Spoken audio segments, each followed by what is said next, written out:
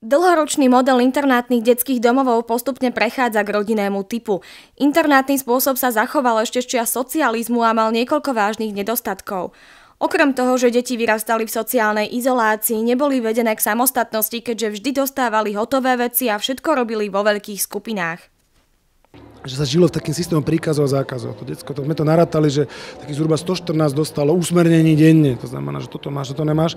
A výsledkom toho celého bolo to, že tie decká boli nepripravené do života veľmi. To znamená, oni žili v nejakej takej sociálnej izolácii, potom prišli do života a bohužiaľ teda dosť často nám zlyhávali. Navštívili sme jeden z bratislavských detských domovov, ktorý sa na rodinný typ už transformoval. Rozdelila by som náš detský domov do 3 skupín. Máme deti ťažko postihnuté, ktoré majú nariadenú ústavnú výchovu. Máme 3 špecializované skupiny pre ne. Potom máme 3 bežné samostatné skupiny, kde sú deti, ktoré chodia do bežných škôl. A potom máme 30 profesionálnych rodičov, u koho máme umiestnených 40 detí. Väčšina týchto detí je v domove od svojho narodenia, ale niektoré majú kontakt so svojou biologickou rodinou. Zatiaľ, čo internátny model tvorila jedna spoločenská miestnosť a spálne, súčasné podmienky reálne kopírujú život detí vyrastajúcich v rodinách, a to nielen priestormi, ale aj aktivitami. Každá bunka obsahuje kuchyňu, obývaciu miestnosť, spálňu a aj vlastnú kúpeľňu. Vybavené sú všetkými spotrebičmi, ktoré každá rodina používa. Vo väčšine prípadov sami si aj varia, alebo majú tam gazdinu, ktorá im varí. Takže sú pri tom, ako sa varí, naučia sa rozpoznávať jednotlivé potraviny. Chodia na nákupy s gazdinou, takže naučia sa, čo koľko stojí, čo treba pre takú domácnosť zabezpečiť. Deti sa takto naučia všetky zručnosti potrebné do života a výrazne sa zlepší proces osamostatňovania sa.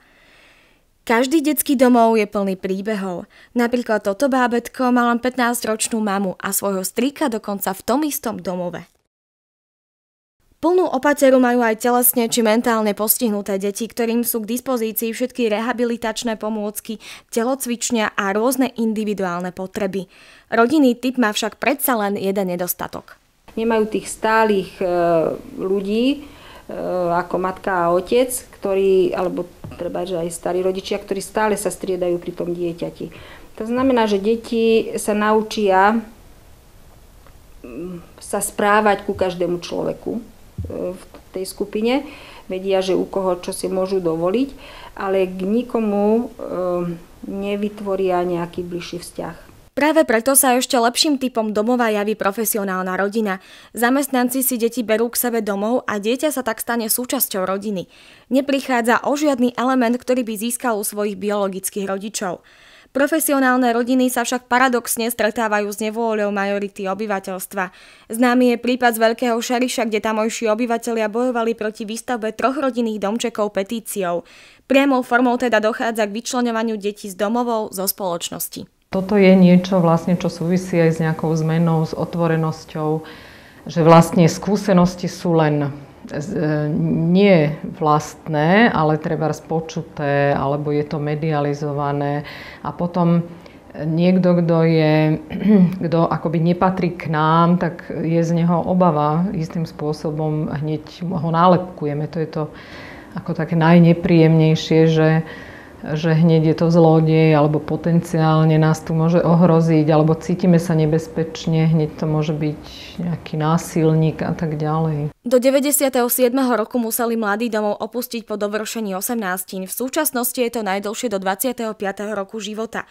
Tieto opatrenia v kombinácii s procesom transformácie majú jednoznačné očakávania. Čakáme od toho, že keď oni dospejú a budú mať vlastné rodiny, tak už budú vedieť fungovať bez zlyhania. Niektorí odchovanci sa zvyknú do domova vracať a udržiavať kontakt, avšak spravidla, keď sa im darí. Detský domov má pritom povinnosť sledovať mladých aj po odchode. Žiaľ, niektoré deti to berú tak, že už konečne sú preč z detského domova, tak čo sa staráme, ale nevnímajú to ako, že chceme im pomôcť. Veľmi by sme uvítali v legislatíve, keby to bolo dané ako zákonom, že nejaká doba dohľadu aj po odchode z detského domova.